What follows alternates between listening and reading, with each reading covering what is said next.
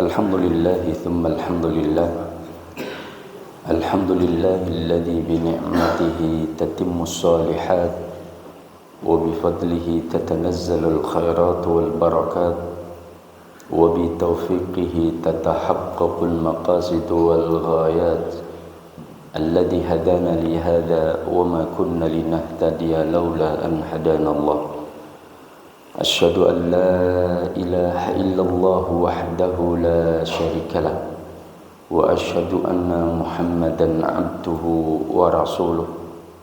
Allahumma salli wa sallim wa barik ala sayyidina wa habibina wa uswatina wa qurrati a'yunina Muhammadin sallallahu alaihi wasallam wa ala alihi wa ashabihi wa ikhwanihi. Ma'asyarul muslimin wal muslimat, hafizakumullah ta'ala. Alhamdulillah, pada kesempatan pagi hari ini Allah tabaraka wa ta'ala memberikan kenikmatan yang besar kepada kita semuanya, yaitu kenikmatan, kesempatan dan kemampuan untuk bisa kita melaksanakan sholat subuh secara berjamaah, karena ini merupakan satu nikmat yang sangat besar. Berkata seorang ulama, jika engkau ingin melihat pada dirimu apakah orang munafik atau orang mukmin, kata beliau, maka lihatlah dan perhatikan sholat subuhmu. Kalau engkau semangat dalam menjalankan sholat subuh, maka pertanda engkau adalah seorang mukmin. Tetapi jika engkau malas, berat dalam melaksanakan sholat subuh, ketahuilah ada sifat kemunafikan dalam diri kita, dan kita berhati-hati dari memiliki sifat-sifat orang-orang munafik.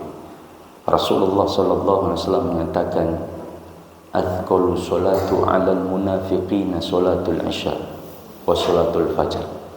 Maka mudah-mudahan hadirnya kita di majelis ilmu, hadirnya kita dalam salat subuh merupakan bagian kita mensyukuri nikmat-nikmat Allah yang begitu besar, begitu banyak yang kita sulit untuk menghitung setiap nikmat-nikmat Allah. Baru nikmat suara saja luar biasa nikmatnya. Sebulan yang lalu saya tidak bisa bersuara, maka itu sebuah nikmat kita bisa bersuara. Makanya kalau punya istri galak itu nikmatilah, karena suaranya adalah nikmat. Tapi ya jangan muni-muni terus ya. Artinya bahwa semua nikmat-nikmat Allah subhanahu wa ta'ala kita berusaha untuk mensyukuri nikmat itu, yaitu mensyukuri nikmat dengan meyakini bahwa semua nikmat itu berasal dari Allah, yaitu syukur bil qalbi. Kemudian mengucapkan dengan lisan, yaitu mengucapkan alhamdulillah, dan dibuktikan dengan al-jawarih. Syukur bil jawarih, yaitu menggunakan segala kenikmatan untuk beribadah kepada Allah subhanahu wa ta'ala, untuk mendekatkan dirinya kepada Sang Khaliq. Jamaah yang dimuliakan Allah, tema kita pada hari ini adalah apa mas? Membangun kecerdasan emosional, betul, dalam Islam. Tapi sebelumnya saya menyampaikan terlebih dahulu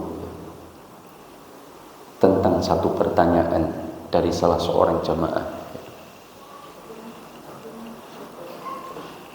Yang ini penjelasannya berkait dengan harta syubhat. Karena Rasulullah SAW menyampaikan, innal halala bayyinun wa innal harama bayyinun wa ma bainahuma umur mushtabihat faman ittaqa asy-syubhat istabra'a li dinihi wa 'irdihi wa man waqa'a fi syubhat waqa'a fil haram qarra'i yar'a hawla al-hima yushiku an yarta'a fi ala fa inna fil jasadi mudghah idza saluhat saluhal jasadu kullu wa idza fasadat fasadal jasadu kullu. Rasulullah mengatakan sesungguhnya yang halal telah jelas dijelaskan oleh Allah maupun Rasulullah sallallahu alaihi wasallam, wa innal harama bayyinun, Dan yang haram juga pun telah jelas, dijelaskan di dalam Al-Quran maupun diperinci di dalam sunnah. Semua sudah jelas. Wa ma bainahuma umur mustabihat. Dan di antara keduanya memang Allah biarkan ada perkara-perkara yang syubhat. Maka kata Rasulullah, famanittaqa asyubhat, maka barang siapa yang bertakwa menjauhi dari yang syubhat, maka istabra'a li dinihi wa 'irdihi, ia telah menyelamatkan kehormatan dirinya dan kehormatan agamanya. Famanittaqa asyubhat, tetapi barang siapa yang jatuh pada waman waqa'a fi syubhat, barang siapa yang jatuh pada perkara syubhat, maka waqa'a fil haram. Kata Imam Nawawi menjelaskan makna hadis ini, barang siapa yang jatuh pada perkara yang syubhat, maka waqa'a fil haram, maka dia nanti kelak akan bisa jatuh pada perkara yang haram. Seperti kata Rasulullah, seperti seorang pengembala yang mengembalakan ghanam atau kambing-kambingnya itu di sekitar wilayah atau tanah terlar. Kita tahu mengembalakan kambing di sekitar tanah terlar. Ini ada rumput, padang rumput, dikasih garis. Yang sini tidak boleh kambing-kambing masuk ke sini. Lalu dia nekat, dia tidak masuk ke daerah telar, tapi dia gembalakan di sekitar daerah telar. Maka sangat sulit bagi orang itu untuk menjaga kambing-kambingnya untuk tidak masuk wilayah telar, kecuali kambing-kambingnya sekolah sampai S2 mungkin ya. Nah, nanti bisa diatur kambing-kambing, oh ini nggak boleh, ini boleh ya. Tapi kan kambing-kambing nggak pernah sekolah ya. Maka sulit mengatur mereka ya. Maka waqa'a fil haram, dia bisa jatuh pada perkara yang haram ya. Maka inilah nasihat Rasulullah SAW. Bahkan menjaga diri dari yang syubhat, apalagi yang haram, itu sesungguhnya dia telah menyelamatkan hatinya. Rasulullah menyebutkan dalam hadis itu, ala ketahuilah, fa inna fil jasadi mudghah, idza saluhat saluhal jasadu kullu, wa idza fasadat fasadal jasadu kullu. Maka menyelamatkan diri dari yang syubhat, baik perkara-perkara amalan-amalan yang syubhat maupun harta-harta yang syubhat, itu dia jauhi, maka dia telah menyelamatkan hatinya. Dan hati ini penting karena hati itu adalah raja, al-malik alal jawari, raja atas seluruh anggota badan. Kalau hatinya baik, maka pandangannya juga akan baik, tidak melihat yang haram. Kalau hatinya baik, pendengarannya tidak akan mendengarkan yang gosip-gosip, insert, kabar-kabari, apalagi check and recheck, lambi turah, apalagi macam-macam ya. Maka kalau hatinya baik, maka tidak akan digunakan tangannya untuk memukul orang. Inilah hatinya baik. Dan hati ini kenapa penting diperhatikan? Karena hati itu letaknya di mana Allah memberikan penilaian bagi seorang hamba.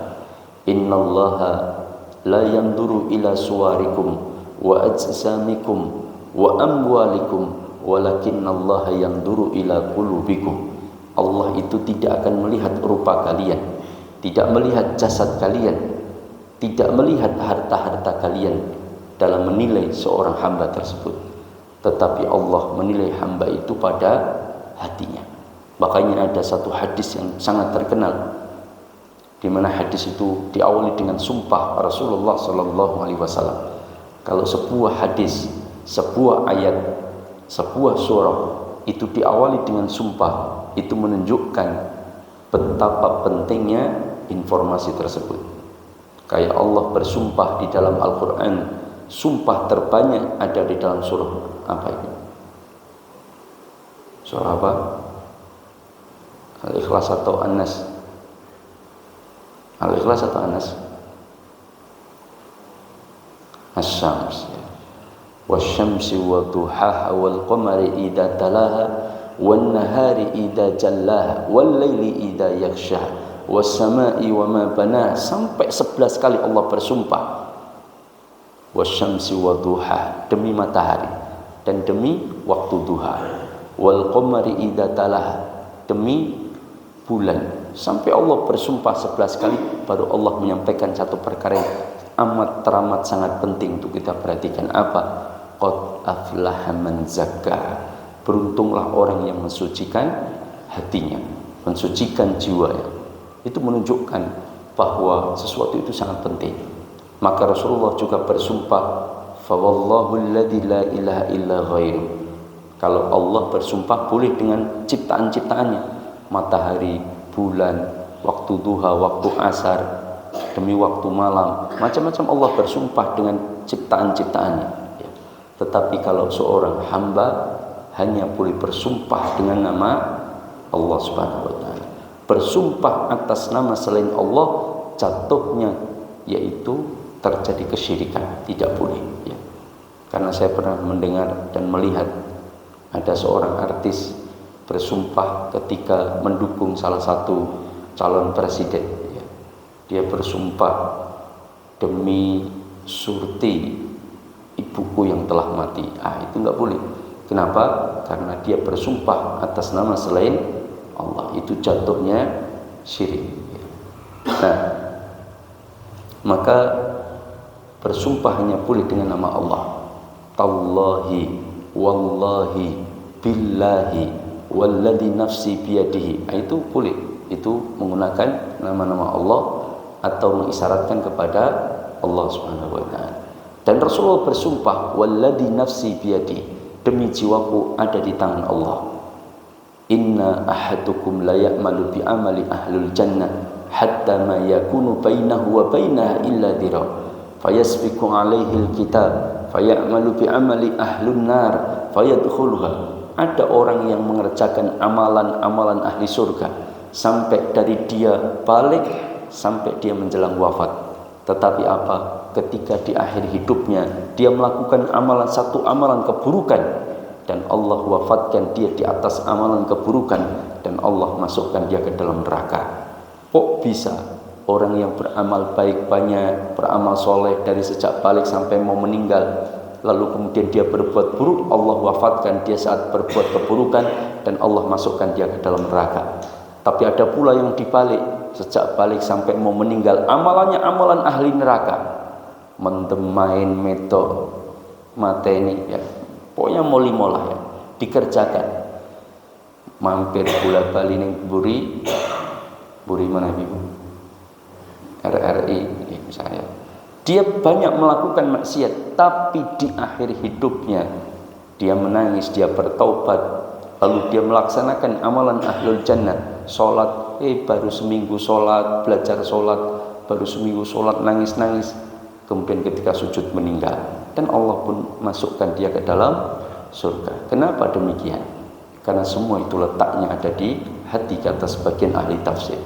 Karena orang yang beramal sejak dia balik sampai dia mau menjelang wafat, itu ternyata amal-amal solehnya tidak membuat dia suci hatinya, tapi justru ujub, bangga dengan amal solehnya, merasa dirinya lebih baik, merasa dirinya lebih mulia dari orang lain, kemudian merendahkan orang-orang lain yang mungkin tidak beramal seperti dirinya. Akhirnya dengan hati yang kotor itulah hati yang ujub, Allah murka kepada orang tersebut, sehingga ketika tergelincir dalam perbuatan maksiat, Allah wafatkan dan dimasukkan dia ke dalam nerakanya Allah Subhanahu wa taala. Begitu pula orang yang berbuat dosa, keburukan, ketika dia merasa dirinya bersalah, ketika dia merasa bahwa dirinya pendosa, dia merasa hina di hadapan Allah, dia menangis, dia memohon ampun kepada Allah, sholatnya penuh dengan kekhusyukan meskipun di akhir-akhir umurnya, tapi kemudian Allah ridho kepadanya, sehingga ketika dia melakukan amal soleh, sedang baca Quran atau sedang sholat sunnah atau sedang melaksanakan amal-amal soleh, dia kemudian diwafatkan oleh Allah dan dia pun dimasukkan ke dalam surga Allah. Itulah hati. Maka hati sangat penting. Kenapa hati penting? Karena hati ini letaknya ketakwaan kita kepada Allah Subhanahu wa taala. Bismillah.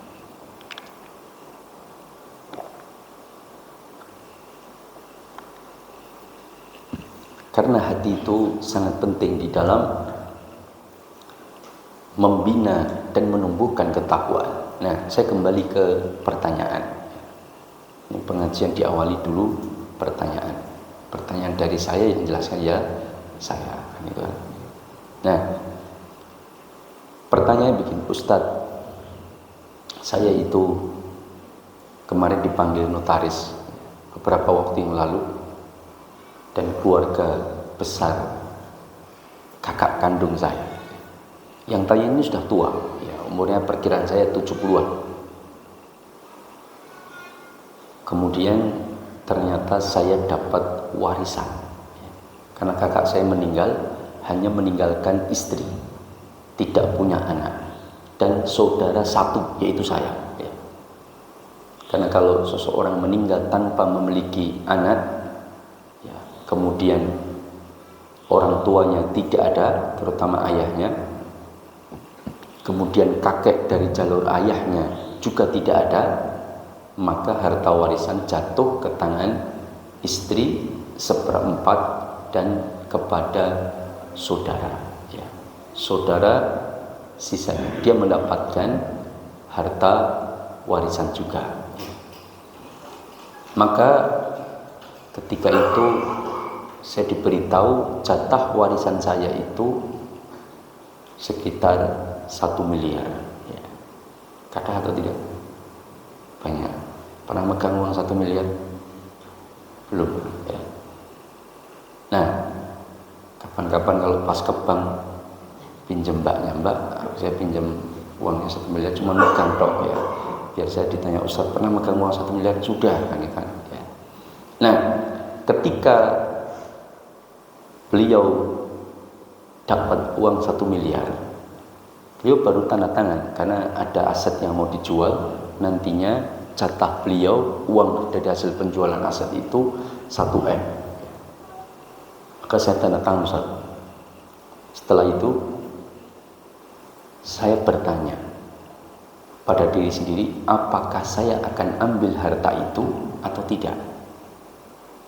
Karena begini, Ustaz, kakak yang saya yang meninggal ini kerjanya di bank konvensional ya, di bank ribawi, dan tidak ada pekerjaan lain kecuali itu, dan beliau telah meninggal.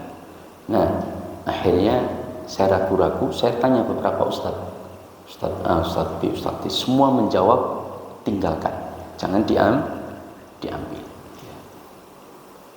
Kemudian bertanya kepada saya, apakah sudah betul, Ustaz? Dan saya kemarin sudah ngomong ke kakak ipar saya, Mbak, aku tidak jadi ambil duit 1M-nya, pokoknya saya tidak ngambil warisan ya. Loh, kenapa Dik? Pokoknya enggak, pokoknya ya sudah, kalau begitu enggak apa-apa, alhamdulillah, tapi jangan bikin surat pernyataan tidak akan menuntut di kemudian hari atau mengambil kembali uang tersebut. Akhirnya tanda tangan saya, Ustaz, pernyataan, kasih materai, ada orang saksinya, selesai itu. Terus ya sudah, saya ketemu antum ini, saya bertanya, ya janjinya nggak perlu ditanyakan, harus ditinggal ke mungkin jawabannya lain kan malah gelo kan. Maka saya sampaikan bahwa harta haram itu ada 2 bentuk. Ada harta haram secara zatnya, yaitu najis, atau haram seperti daging babi ya, atau daging anjing misalnya, atau daging harimau. Jika ada orang memiliki daging harimau atau daging anjing atau daging babi, lalu kemudian diberikan pada orang, maka orang itu tidak boleh menerima. Itu ulama sepakat, karena secara zatnya haram ya, maupun najis. Kedua, harta haram itu hanya cara memperolehnya saja. Jadi secara zatnya halal. Ayam kampung halal atau haram? Halal atau haram? Tergantung. Ya. Kalau ayamnya tetangga yang diambil, maka haram secara zatnya, secara cara memperolehnya. Tapi kalau zatnya halal, iya. Tapi kalau ayamnya tetangga yang diambil, maka haram. Meskipun nyembelihnya pakai bismillah dan takbiran sekalian. Bismillahi Allahu Akbar misalkan. Allahumma taqabbal minni misalkan. Disembelih kayak orang mau nyembelih hewan kurban. Ya tetap nggak akan halal. Kenapa? Ayamnya tetangga. Itu namanya dalam istilah bahasa Latin itu bedok titik kan ya. Maka tidak bisa. Maka yang pertama tadi zatnya haram, yang kedua cara memperolehnya haram. Nah, cara memperoleh haram ini masih dibagi lagi. Tapi kalau tadi zatnya haram tidak boleh diterima. Kemudian yang kedua cara memperolehnya haram, ini ternyata ada dua pembagian. Pertama, cara memperolehnya haram itu dengan kerelaan. Dan yang kedua, cara memperolehnya haram itu tanpa kerelaan. Dengan kerelaan itu contohnya, dia cari barang haram, tapi dengan kerelaan. Maksudnya kerelaan yang bermuamalah dengannya. Contohnya, judi, riba, itu rela nggak yang bayar? Rela, misal, Mas, ayo kita judi. Oke siap Ustaz, ya misalkan ya. Ustadz ya bukan Ustadz yang masa Ustadz ngajak judi ya. Ada orang misalkan, ayo kita judi. Oke siap Mas Bro misalkan ya. Kemudian taruhan berapa? 100.000 misalkan. Kemudian taruhan. Oke. Apa taruh permainannya? Nebak siapa yang keluar dari ujung gang nomor pertama. Laki-laki atau perempuan? Silahkan kamu nebak dulu. Oke, saya nebak perempuan. Karena dia pikir jumlahnya lebih banyak, pasti peluangnya lebih besar. Yang oke, saya nebak laki-laki, taruh 100.000-nya. Ketika ditunggu yang keluar waria, menang siapa kira-kira? Ya, diulang. Ditunggu yang kedua, menang yang laki-laki. Menang yang satunya karena keluar Pak RT misalnya. Lah maka uang 100.000 yang dia kan berarti dapat 200.000. 100.000 miliknya, 100.000 milik temannya. 100.000 itu didapatkan dengan kerelaan enggak? Dengan kerelaan. Wong dia sudah rela untuk bermain judi kan gitu. Ya. Kedua, riba. Mas, tolong utangi saya 10 juta. Oke, tapi 2% ya bunganya. Siap, enggak masalah. Ya. Rela enggak dia bayar? Rela.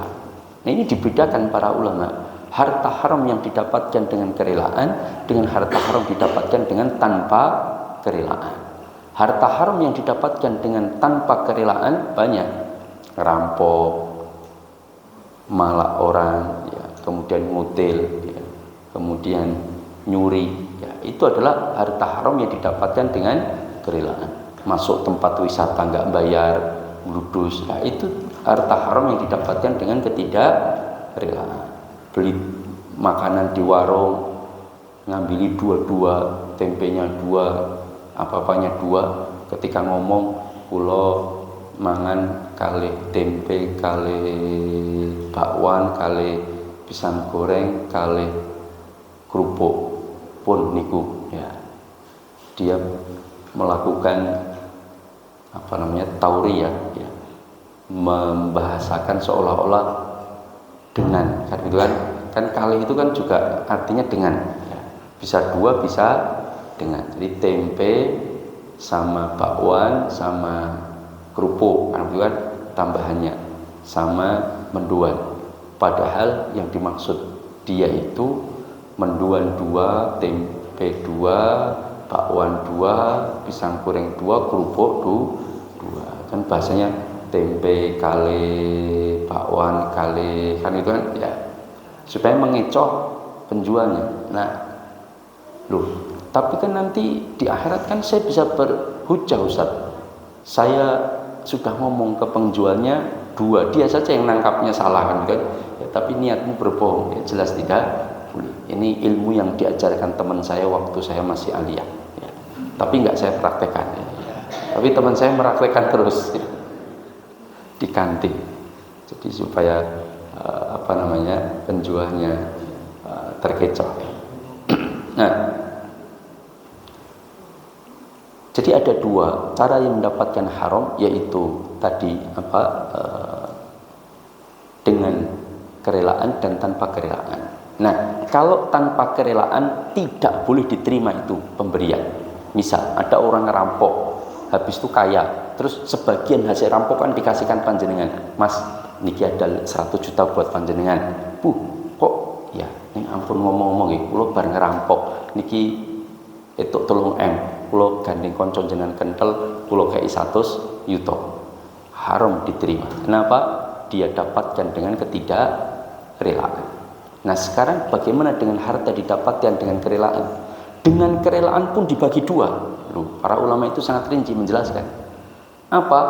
Ketika dia mendapatkan harta haram dengan kerelaan, dia tidak tahu kalau hukumnya itu haram. Itu yang pertama.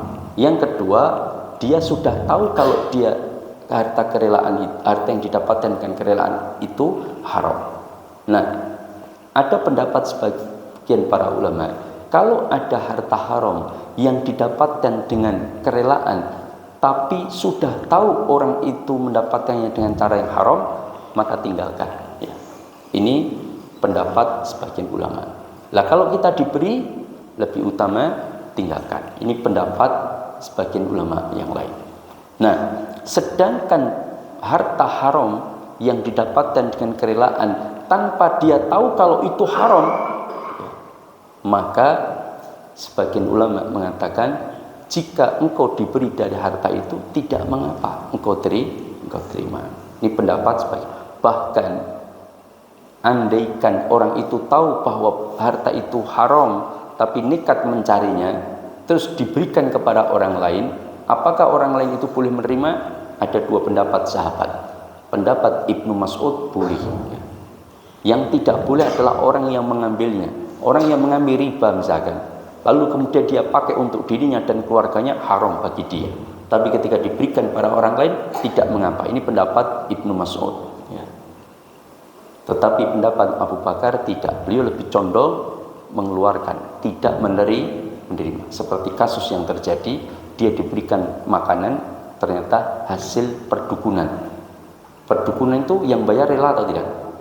Rela. Tapi Abu Bakar tetap memuntahkan makanan tersebut. Itu menunjukkan beliau bersikap hati-hati. Nah, memang ada dua pendapat. Cuma saya menduga jenengan umurnya saja sudah 70 tahun. Pasti kakak jenengan juga umurnya di atas itu. Pembahasan masalah riba, bunga riba macam-macam itu di Indonesia baru marak sekitar tahun 2005 ke atas atau 2000 ke atas lah. Dulu belum ada orang bahas di masjid bunga haram, itu jarang. Tapi fatwanya sudah keluar 93, 92. Tetapi fatwa itu tidak disosialisasikan oleh media massa. Yang nggak mau media massa tidak mendukung. Kemudian fatwa juga sudah terjadi tahun 1980-an. Tapi tidak disosialisasikan. Banyak orang tidak tahu. Kemungkinan kakak jenengan tidak tahu kalau pekerjaannya haram. Kedua, kalau jenengan tinggalkan itu harta 1M, otomatis yang akan menggunakan istri kakak jenengan. Kan biru. Bagi dia lebih haram daripada jenengan. Kalau itu haram tadi. Kenapa? Karena dia adalah keluarganya kakak jenengan langsung. Kalau jenengan kan lebih jauh lagi. Maka saya lebih menyarankan ambil itu harta. Karena untuk menyelamatkan dia dipakai keluarganya, yaitu istrinya, ambil itu harta tapi sumbangkan. Itu lebih selamat keluar dari perselisihan. Enggak jalan pakai tapi sumbangkan. Tak ke Palestina untuk beli roket ya. Bukan kroket. Roket ya bisa, kroket juga bisa ya. Ke Palestina atau untuk fasilitas umum ya. Fasilitas umum. Dan sebagian ulama seperti Syekh Khudair membolehkan untuk orang-orang fakir miskin. Yaitu sekilas tentang pembahasan harta syubhat ya. Nah, jamaah dimuliakan Allah, karena meninggalkan harta syubhat itu lebih baik ya. sikapnya tetap ambil, tapi sumbangkan, kan begitu ya. Kecuali kalau beda keadaan. Ini pendapat ini pada keadaan seperti ini ya. Nanti tidak bisa disamakan dengan keadaan yang lain. Saya jam berapa nanti? Berapa? Oh, suruknya berapa? 5:10. Oh, tinggal 15 menit berarti ya.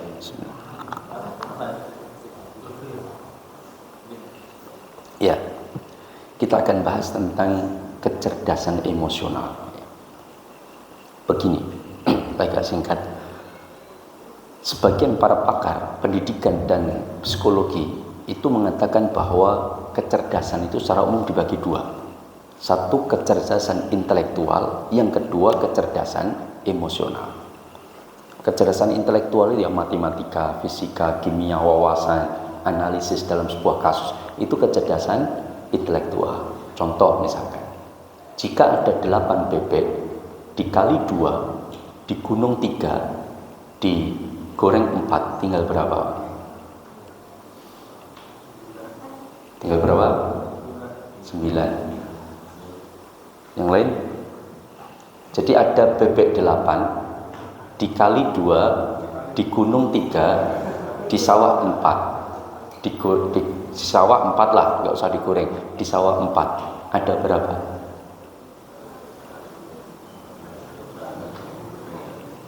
Beda-beda kan jawabannya. Itu menunjukkan tingkat intelektualnya beda-beda, IQ-nya berbeda-beda. Ya, maka ini intelektual. Nah, justru kata para pakar, ahli psikologi dan pendidikan itu penopang kesuksesan, artinya mendukung seseorang itu hidupnya sukses. Itu justru 80% itu ditopang dari kecerdasan emosional, bukan intelektual. Intelektual penting iya, 20% itu menurut mereka. Tapi saya tidak menerangkan membahas itu dengan ilmu psikologi ya, karena saya bukan ahli psikologi, tetapi saya ingin membahas dengan ilmu Al-Quran dan Sunnah dalam membangun kecerdasan emosional ya. Nah, tapi sebelum kita jelaskan pentingnya membangun kecerdasan emosional, kita harus pahami apa itu kecerdasan emosional. Kalau intelektual itu ya kemampuan otak di dalam, kemampuan pikiran, kemampuan kecerdasan akalnya, bagaimana menganalisis, bagaimana wawasannya, bagaimana menghitung matematika, menghitung fisika, kimia, yang mungkin dituangkan dalam tes potensi akademik ya, atau TPA, yang dulu kalau masuk doktor atau S2 itu TPA-nya harus minimal 550, kalau di UGM ya waktu itu 550. Nah, kalau di bawah itu maka ya IQ-nya enggak mencukupi untuk bisa kuliah di tempat itu. Nah, artinya begini, itu tes intelektual atau kecerdasan intelektual. Nah, sekarang apa kecerdasan emosional? Kata para ahli mengatakan kecerdasan emosional adalah kemampuan seseorang di dalam mengontrol emosi diri dan kemampuannya di dalam memahami orang dan mengontrol emosi orang lain. Ya. Paham ya? Itu artinya kemampuan di dalam dia berinteraksi sehingga dia bisa bersikap memberikan kenyamanan kepada semua orang. Ya. Bagaimana dia berkomunikasi, bersikap, berinteraksi dengan orang lain, itulah kecerdasan emosional. Ya. Nah, ada fenomena di masyarakat yang mungkin juga jenengan rasakan. Kadang kita punya teman SD atau SMP atau SMA yang secara intelektual cerdas, fisika 9, kimia 95, kemudian bahasa Inggris hampir 100, matematika minimal 97, 98 ya. Itu kecerdasan, dia cerdas. Tapi ketika besar, ketika kita lama nggak ketemu, 25 tahun kemudian kita temukan dia kerja di pabrik ya, di bagian yang pekerjaan kasar, atau dia jadi tukang bersih-bersih, padahal dia dulunya cerdas Pak. Atau mungkin dia bikin usaha, tapi usahanya kecil, nggak besar-besar. Sedangkan kadang kita menemukan teman kita yang dulu ketika SMA kadang bolos, ya, bijine yo biasa-biasa, ora bodoh banget, tapi yo nggak pintar banget. Kalau kadang-kadang sering ketika masuk kelas, izin ke kamar mandi, tiba ke kantin, kan gitu ya. Itu dulu jangan gitu nunggu teman. Tapi ketika lama nggak ketemu, ternyata dia sudah jadi direktur sebuah perusahaan besar. Ternyata dia pemilik perusahaan. Ternyata dia sudah jadi profesor, doktor. Ya. Ini kadang-kadang seperti itu. Kenapa bisa sedemikian? Maka karena kecerdasan emosi inilah yang kemudian salah satu pendukung yang lebih kuat dalam meraih kesuksesan. Semua takdir iya. Ini kita berbicara asbab. Ya. Nah, begini. Ketika seseorang itu tidak memiliki kecerdasan emosional, itu biasanya menjadi pribadi yang tidak menyenangkan dalam berinteraksi. Betul atau tidak? Ya. Contoh, makanya kita punya anak, di sini baina kamar wa sekolah. Ya. Artinya pulang sekolah masuk kamar, kalau nggak main game belajar sendirian, jarang berinteraksi dengan saudaranya, apalagi tetangganya. Ya. Tetangganya jarang berinteraksi dengan mereka. Interaksinya paling lewat handphone, WA, main game. Itu dikhawatirkan anak kita itu secara kecerdasan emosional itu lemah. Ya. Kenapa? Nanti biasanya dia akan menjadi orang yang individualis, Pak. Menjadi orang yang egois, menjadi orang yang susah memahami bagaimana memahami orang lain. Kenapa? Karena dia kurang berinteraksi. Coba kalau dia berinteraksi dengan teman-temannya, mungkin dia berbuat salah, gojeki koncone, terus dia ketika digojeki marah, sejak kecil sudah dimarahin dulu. Weh, nggak boleh begitu. Kalau gojeki orang kok digojeki marah, nggak boleh seperti itu, egois namanya. Oh iya, dia belajar. Oh, kalau berarti itu salah. Sejak kecil dia belajar.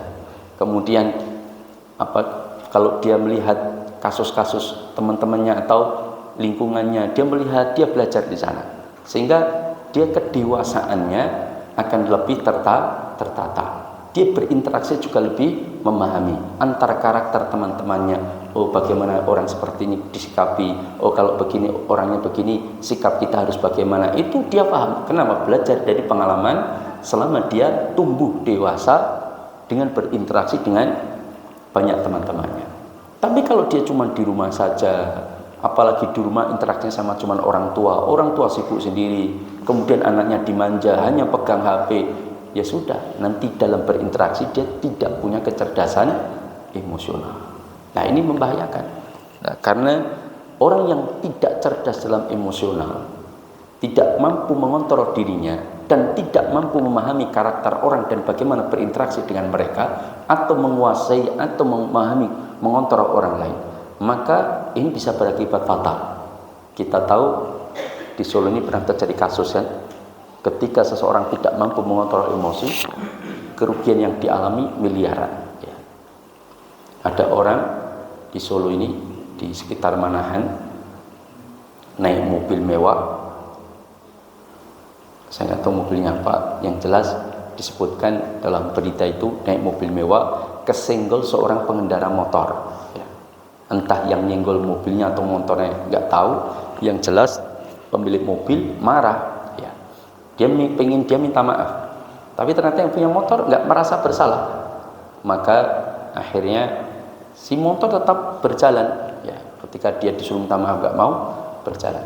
Si mobil ini emosi, ya, apalagi di jalan. Akhirnya emosi, disuruh berhenti, dibel-bel nggak mau berhenti. Akhirnya di samping Polresta ditabrak, masuk kolong, diseret, mati. Ya. Tahu kasusnya? Tahu. Ya. Hanya gara-gara mobilnya kesenggol, Pak. Kuwi durung bojone sing disenggol. Ya. Iki lagi mobilnya wis mateni wong kali ya. Nah, apa yang terjadi?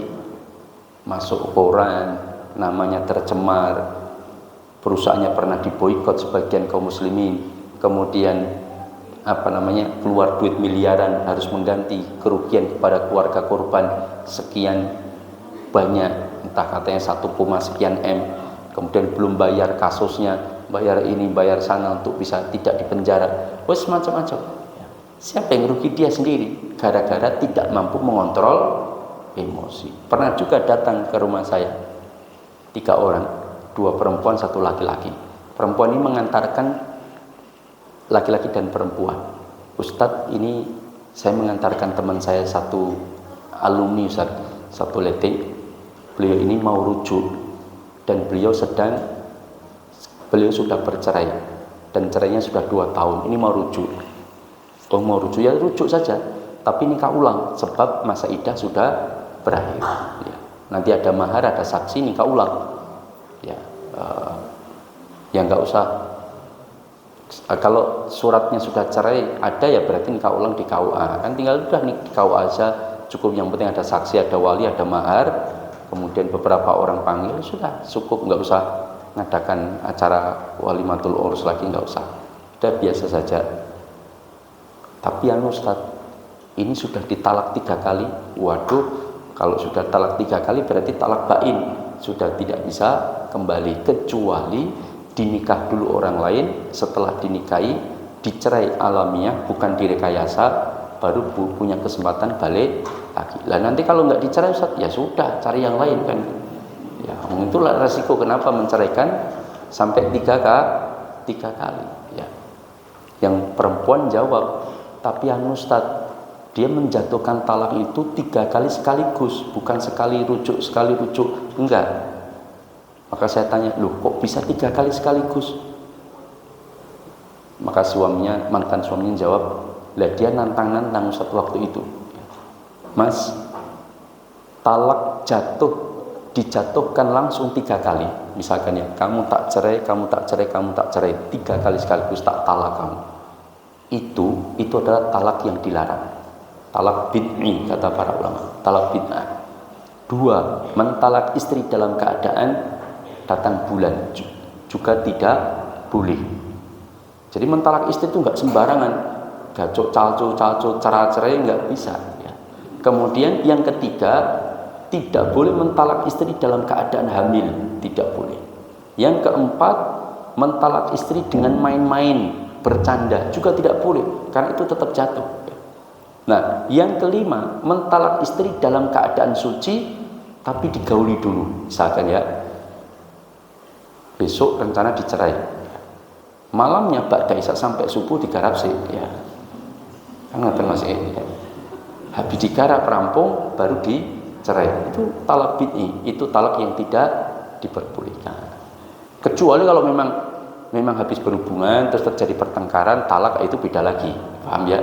Tapi ini sudah direncanakan, sudah niat mau ditalak malah digarap. Nah, kalau pas ditalak terus hamil kan jadi repot nantinya. Nah, maka ini tidak boleh. Tetapi Mas, meskipun demikian, meskipun dia talak bid'i, talak yang terlarang, tapi tetap jatuh. Ini pendapat yang dikuatkan jumhur ulama. Contoh, talak 3 kali sekaligus. Memang ada ulama yang berpendapat talak 3 sekaligus nggak bisa, dia jatuhnya tetap hanya sekali. Bahkan saya dengar seorang ustadz di radio, Allah yarham, beliau sudah meninggal, punya radio, punya jamaah lumayan cukup banyak. Nah, dia mengatakan, ada pertanyaan, itu saya dengar sendiri di radio. Waktu itu saya datang ke rumah seorang kiai, sedang dengarkan radio tersebut. Saya dengar itu. Terus dalam radio itu disampaikan, Pak Ustadz, kalau suami saya mentalak 3 sekaligus, apa ya jatuh 3? Maka dijawab beliau, 1, tidak 3. Lah kenapa? Kata dia, wong dicerai, berarti dudu bojone meneh, terus ditalak apa yo iso? Rujuk se dadi bojone baru dicerai meneh iso, kan itu. Logikanya di mana? Nah, itu kata beliau. Tapi ternyata logika ini tidak tepat ya. Kenapa tidak tepat? Ada 5 alasan kuat ya. Pertama, bahwa orang yang ditalak selama masih dalam masa iddah itu statusnya masih istrinya. Betul atau tidak? Ya. Apa alasannya? Pertama, buktinya dalam Islam kalau suami mentalak istri itu tidak boleh mengusir istri dari rumah. Selama masih dalam masa iddah itu tetap menjaga istri di rumah. Supaya apa? Ketika nanti dia rujuk rasa repot-repot metuk ning ngene maratuwa kan ngoten ya. Kan ngoten itu. Paham? Dan statusnya sebetulnya masih istri, tapi istri yang tercerai, paham? Artinya simpul pernikahan lepas satu, tapi statusnya masih istri. Ya. Kedua, istri yang ditalak selama masih dalam masa iddah. Masa iddah itu masa tunggu sekitar 3 kali menstruasi atau 3 kali suci. Itu masih dalam masa iddah. Itu istri tetap wajib dinafkahi. Ya. Kalau dia bukan istrinya, ngapain dinafkahi, kan gitu kan? Ya.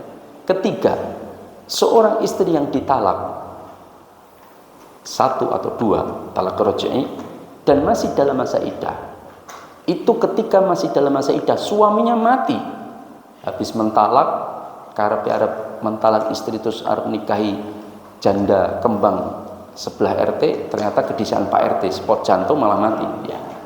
Ada Pak RT di sini? Ada. Maka mati suaminya ketika mentalak istri dan dalam masa iddah, dia tetap dapat warisan.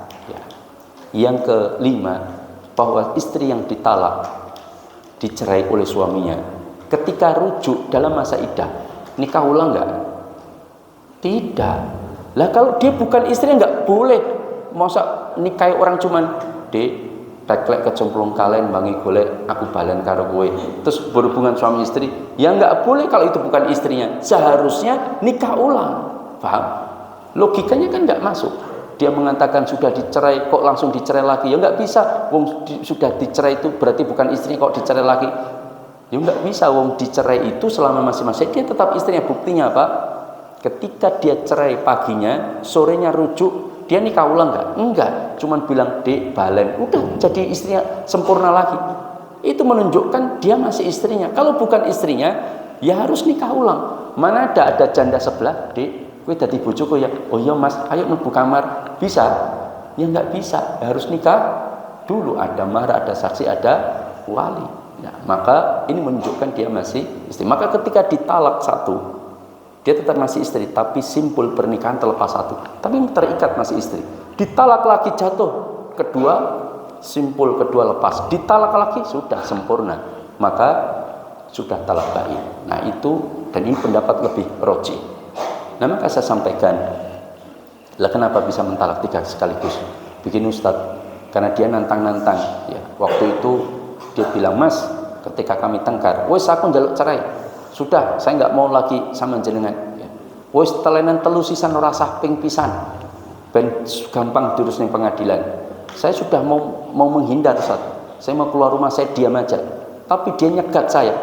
Pokoknya aku ceraian saiki, ping telu sisan. Akhirnya dicerai tenan.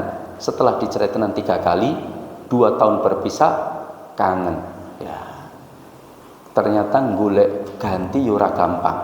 Apalagi janda rotok tua kan yura rotok, hanya saingan perawan sing rapayu ya banyak. Ya. Nah, maka akhirnya dia pengen ngejak balen. Nah, makanya jangan mudah emosi. Dan dalam Islam itu sangat indah. Diperhatikan masalah mengontrol emosi ini punya keutamaan. Yang pertama disebutkan dalam surah Ali Imran 134. Kata Allah apa? Orang-orang penghuni surga, yaitu disediakan bagi orang-orang bertakwa itu adalah memiliki ciri-ciri.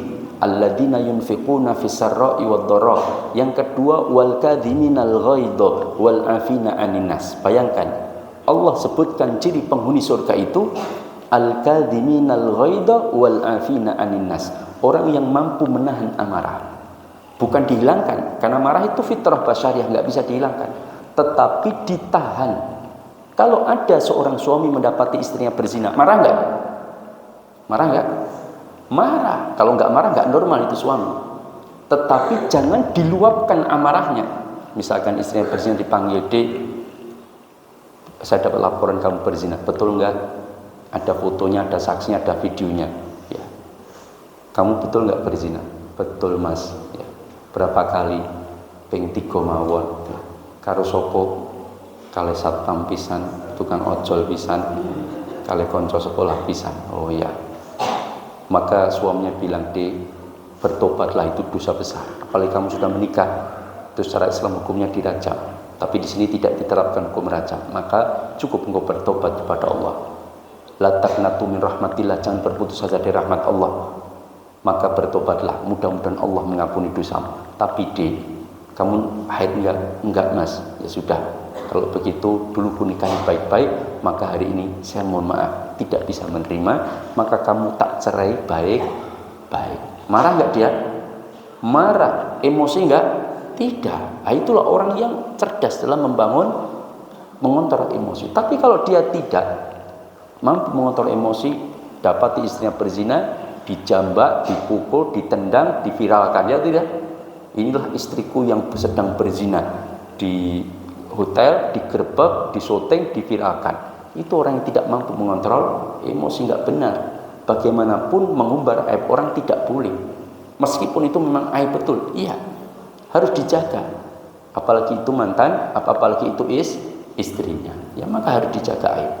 Maka oleh karena itulah ini orang yang mampu mengontrol emosi. Yang kedua, orang yang mampu mengontrol emosi, kata para ulama, disebutkan dalam hadis, bisa dijamin masuk surga. La taqdor walakal jannah. Jangan engkau marah, bagimu surga. Yang ketiga, orang yang punya kemampuan mengontrol emosi, kata para ulama, yaitu orang tersebut akan mendapatkan hadiah kelak di surga.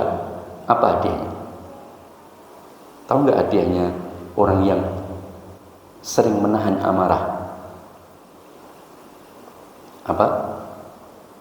Allah akan memanggilnya besok di akhirat, di surga, untuk dipersilahkan memilih bidadari yang paling dia suka. Pak, semangat ngoten, Pak. Makanya ini semangat bagi bapak-bapak supaya tidak mudah marah. Makanya talak itu jatuh di tangan suami. Coba kalau talak itu di tangan istri, pulau panjenengan pun duda kabeh, Pak. Ya. Loh betul. Perempuan kan pakainya perasaan. Kurang ajar Mas, kue muncang mancing, kue tak cerai, udah selesai, duda kita, Pak ya. Nah, tapi karena cerai itu di tangan suami, rodo aman, Pak ya. Karena suami biasanya pakai logika, tidak main perasaan pakai, tapi tidak dominan. Tapi kalau perempuan kan merasa tersakiti dikit kan merasa, pokoknya muntap ya, pokoknya jaluk cerai berarti cerai tenan bingung kan itu. Lah itu yang terjadi. Maka di tangan suami itu jatuhnya. Maka suami juga diberikan isyarat supaya kalau dia mampu menahan amarah, jangan memutuskan di saat marah, itu maka jaminannya diberikan kesempatan untuk memilih bidadari di surga kelak. Makanya kalau di dunia dompetnya tipis, wajah pas-pasan, golek bojo yo ora iso sing ayu, maka sabar. Di surga punya kesempatan dapat bidadari cantik yang paling modelnya yang paling jenengan sukai, Allah akan persilakan. Tapi ada yang protes, ibu-ibu, Ustadz, kenapa sih laki-laki selalu dapat bidadari? Ya kan, kan? Saya berdoa Ustadz setiap hari. Apa doanya, Bu? Saya berdoa begini, Ustadz, ya Allah, ketika nanti di surga saya dengan suami saya, jangan pernah engkau berikan suami saya bidadari, cukup saya bidadarinya, kan enggak? Ya.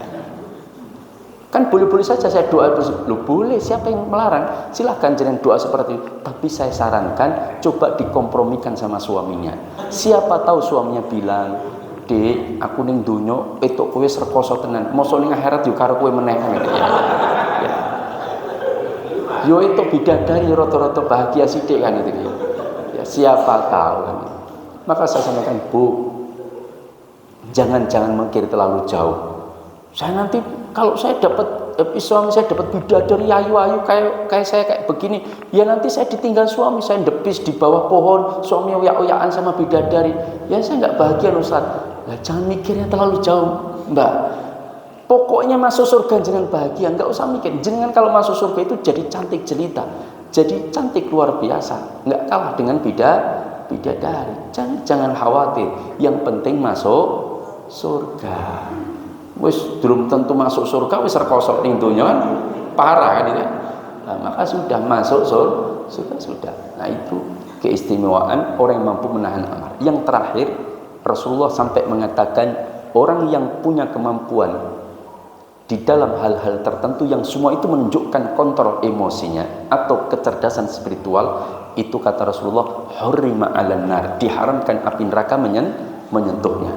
Hurrima 'alan nar kullu hayyin layyin, qarib, wa sahl. Dan 4 ini sifat yang berkaitan dengan kecerdasan emosi dalam berinteraksi dengan sesama manusia. Apa itu hayyin? Hayyin itu orang yang menyenangkan ketika bergaul.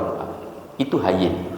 Tidak sombong, tawadhu, rendah hati, tidak merasa dirinya lebih baik. Kan senang kita bergaul dengan orang seperti itu. Tapi kalau petantang, petenteng, kemaki, ya mas, cium tangan saya, kan itu lap kaki saya ini keturunan si fulan misalkan, itu orang tidak senang melihat seperti itu. Dia dodolan nasab, ini tidak benar. Nabi saja sampai mau dicium kakinya Nabi melarang. Ya. Bukan begitu cara menghormati orang. Sudah, jangan menghambakan diri kepada sesama manusia. Ini perintah Rasulullah ketika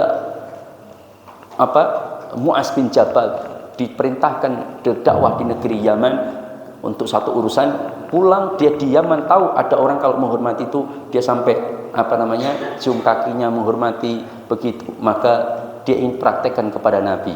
Tapi Rasul tidak senang dan Rasul tidak mau. Jangan seperti sudah biasa ya. Memuliakan Nabi dengan mengikuti sunnahnya, menghormati, memanggil dengan panggilan yang baik, ya Rasulullah, jangan langsung namanya ya Muhammad ya. Tetapi kemudian bersolawat kepada Nabi, ini bagian dari memuliakan Rasulullah. Tapi tidak harus kemudian sampai sujud. Dan makanya sampai Rasulullah, ya Mu'ad, andaikan sujudnya hamba untuk menghormati hamba yang lain boleh sujud kepada mereka, maka niscaya istri aku perintahkan sujud kepada suaminya. Tapi kan nggak boleh, maka Rasulullah melarang. Nah, itu hayyin, orang yang menyenangkan keberadaan. Kalau ada orang misalkan datang ya di kumpulan pas di ronda, kemudian ada orang datang, wih bocah teko, saya tak mulai saya aku bange umat aku nonton wajah wis marah mamulas ya, karena selalu bikin konflik. Ya sudah, dia pergi. Itu menunjukkan orang itu bukan orang yang hayyin. Yang kedua layyin itu lemah lembut dalam bertutur kata, dalam memberikan nasihat, dan itu lembut hatinya. Saya itu pernah di satu masjid ya, bawa anak saya, tapi anak saya suruh jaga istri saya di luar karena istri saya nggak sholat. Kemudian saya sholat di satu masjid.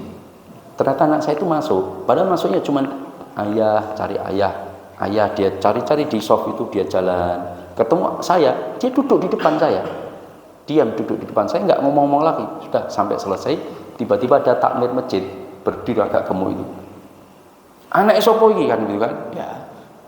Langsung saya lihat orang marah, ini bapak ini.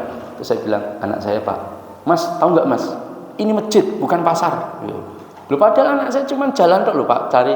Itu pun sebenarnya sudah saya taruh di luar. Ini masjid bukan pasar. Besok lagi jangan buat sini. Itu di depan orang banyak. Ya.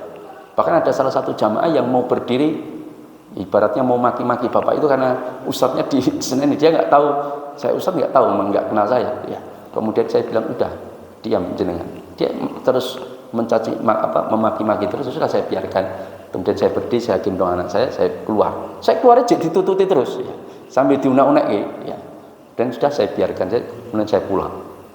Nah, suatu ketika setelah 3 tahun kemudian saya diminta ngisi di masjid tersebut ya, oleh takmir yang lain kan, Ustaz ngisi, wah ini kesempatan saya kan ya, untuk memberikan nasihat ya, kan begitu kan. Lah ternyata ketika sebelum ngisi saya tanya, ada bapak begini-begini yang model begini. Oh yang itu Ustaz ya, oh itu sudah meninggal Ustaz ya, udah meninggal kena stroke. Wah makanya orang suka marah-marah itu biasanya cepat kena stroke ya, makanya hati-hati Pak. Ini bacot wis mati ya, saya nggak jadi topiknya adab dalam memberikan nasihat. Waktu itu saya ingin menyampaikan adab dalam memberikan nasihat, akhirnya saya kasih fikih muamalah ya.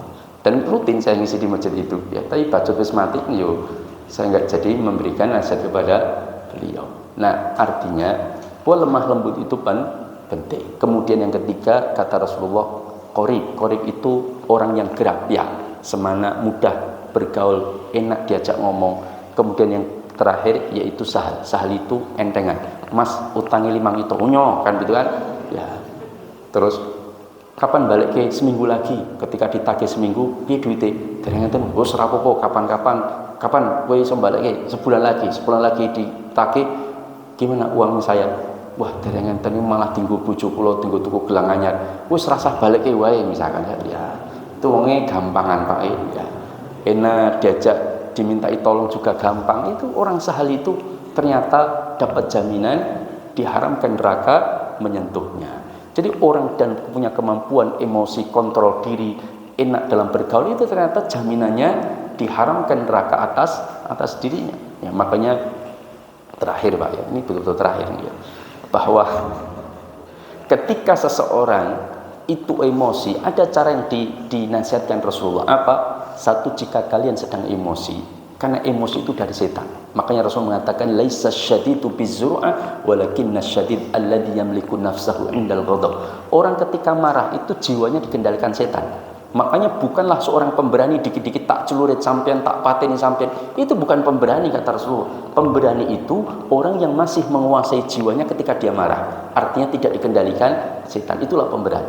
Nah, maka ketika orang sedang marah, karena itu marah dari dikendalikan setan, maka dia supaya tidak dikendalikan setan, maka ta'awud, a'udzubillahi minasyaitonir rajim. Masih marah, jika engkau dalam keadaan berdiri, duduklah. Masih marah mau duduk saja masih mau marah, maka berbaringlah.